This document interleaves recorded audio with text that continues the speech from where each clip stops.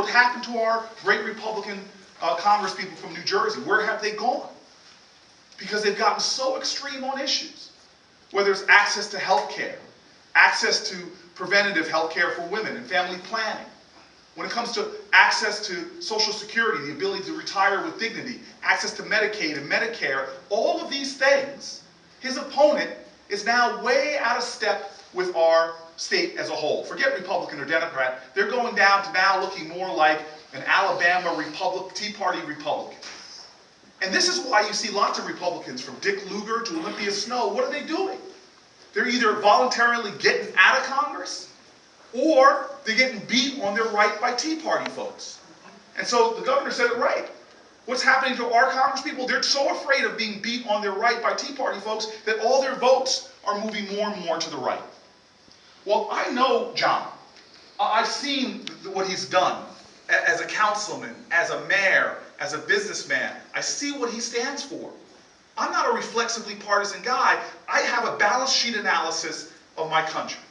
Who's got ideas to grow our economy and who doesn't?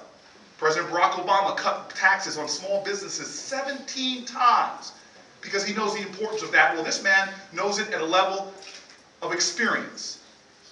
Barack Obama said, hey, we've got to create more access to college. We've got to create more access and raise education standards K through 12. Well, that's what fuels an economy in the long run.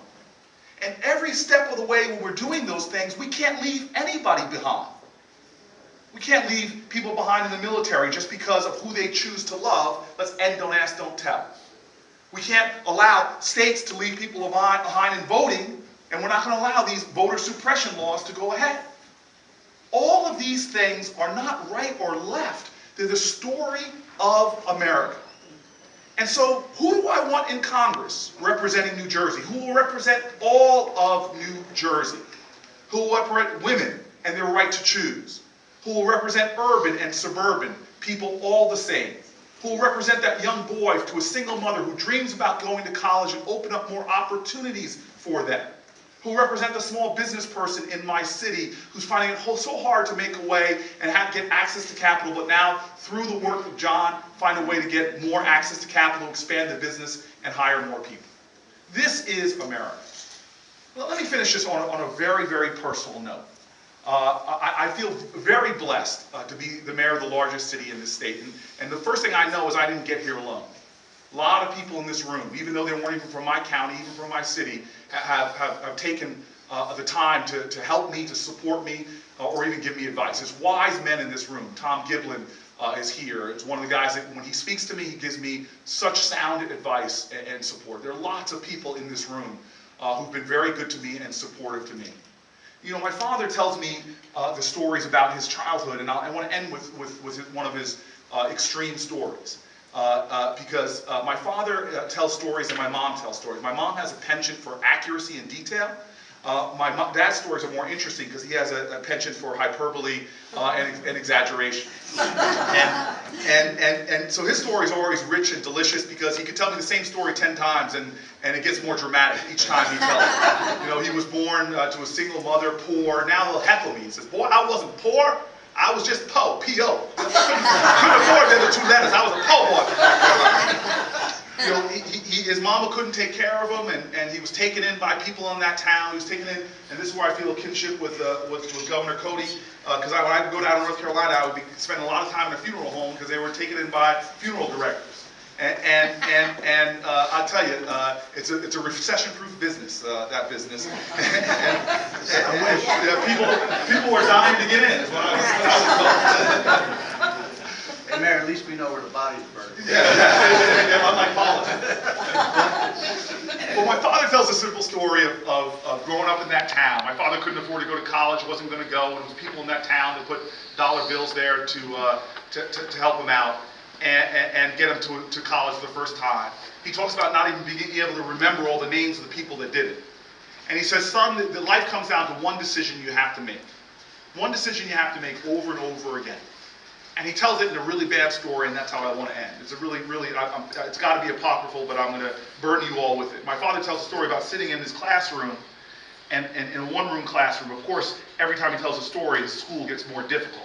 You know, at first it was a one-room classroom. Then it was a lean-to on the side of a mountain.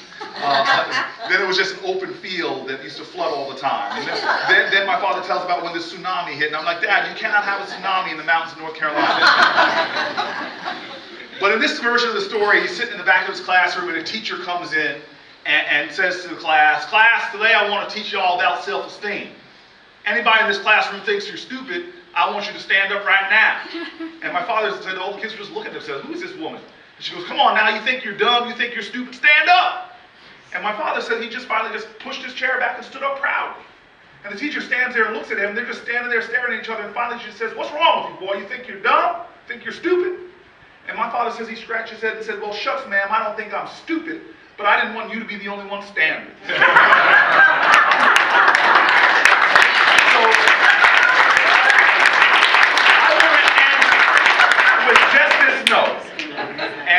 And Senator Cody put it best. You have a choice to make every single day. You can stand up for who you are, or you can sit it out. You can think democracy is a spectator sport, or you can get in the game. You can tell the truth of who you are to this world, not through your words, but through your actions, your deeds, and your service. Or you can sit back and sit down in what I call a state of sedentary agitation. When you're so upset about what's going on in the world, but you refuse to get up and do something about it. This election, we should win. John, if you look at the numbers, should be the congressman representing this great district that represents many different counties. That is the truth. But the difference isn't going to be whether we have the better candidate or not. I know we have the better candidate who stands up for the right issues, who fights for the right American values. The question really comes to what are we going to do? Will we stand for John as he's been willing to stand for us?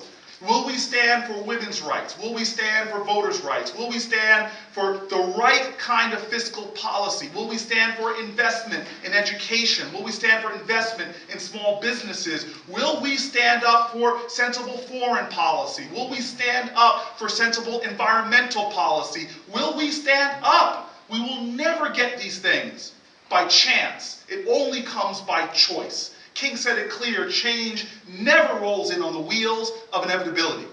It is carried in on the backs of people willing to fight, sacrifice, and stand for. In this last few days, let us stand with John and stand for victory.